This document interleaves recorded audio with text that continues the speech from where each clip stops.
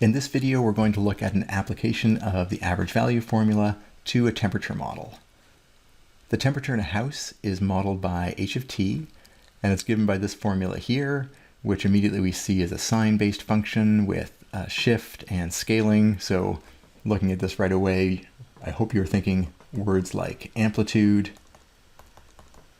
and shift, vertical shift, or center, sometimes a phrase used if it's for a sine function, and where we also have a period, which is 2 pi over this multiplier of t, which is pi over 12, which unsurprisingly, given the context, turns out to be exactly 24.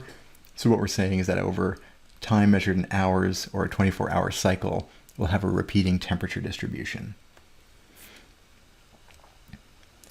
With that quick analysis, it becomes straightforward to sketch the graph.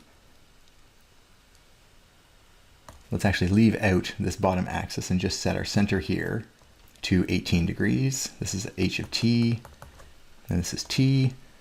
We'll put a marker down here at 24. We know we're shifted up 18, so that'll be the center of our oscillations. We know the period is 24. The sine function starts at 0, or starts at the center, goes up, comes down, ends at the center. And so we can actually add the rest of the graph pretty easily now. And there we go. The question asks really for the graph on t to 12. So that would be this portion of the graph. The last detail we need is the upper temperature. If the amplitude is 4, it will be 18 plus 4, or 22 degrees. Lovely. Next, we're asked to find the average temperature on that interval. Already we know the average then has to be somewhere between 18 and 22, likely around 20, maybe a little bit higher, hard to say. Well, that's what the calculation up here is going to tell us. So our average h is going to equal 1 over the time span that we care about. So actually, let's make sure that we have explicitly put what average we're talking about. The average over the first 12 hours, 0 to 12, is going to be 1 over 12, so this total length. And then we're going to find the integral value of that region. Our function is 18 plus 4 sine of pi t over 12. I'm regretting putting this here. We're going to move that to the next line to make it easier to read.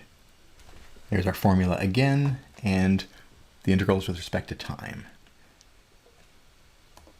We include brackets here because the dt applies to all that term there. Perfect. We are now in a state where we can evaluate the integral and compute the average value. So notice the hard part is evaluating the integral. The scaling factor here is essentially what transforms our area calculation into an average y value. We take an area and divide by width. That gives us an average height.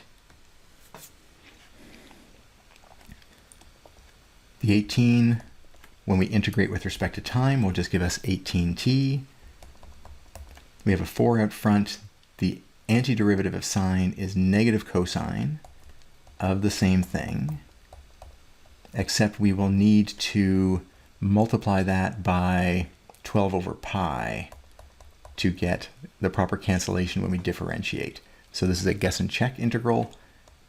If that's not feeling 100% secure, I recommend going back and just doing those basic integrals where we have little scaled functions inside and how to handle them appropriately. That's our antiderivative, and we also need to evaluate that between 12 and 0. We'll complete that on the next page. We now can substitute in our 12 and t if we like. We have 1 over 12 out front of this entire expression. We'll have 18 times 12 plus, well, let's do minus here, minus 4 times 12 over pi, that's 48 over pi. And then the cosine is going to be cos of pi over 12 times 12. We'll take a look at that in a moment. Minus, big brackets for this, big brackets for this entire expression again with 0 being subbed in. So 18 times 0 minus 48 over pi cos of 0. Close that bracket. So you have to be really careful with the groupings in your expressions here. But this is our antiderivative at 12 and the antiderivative evaluated at 0. I would call it h, but we already have capital H in there. What can we then simplify? Cos of 0 is just 1. Cos of pi is actually negative 1.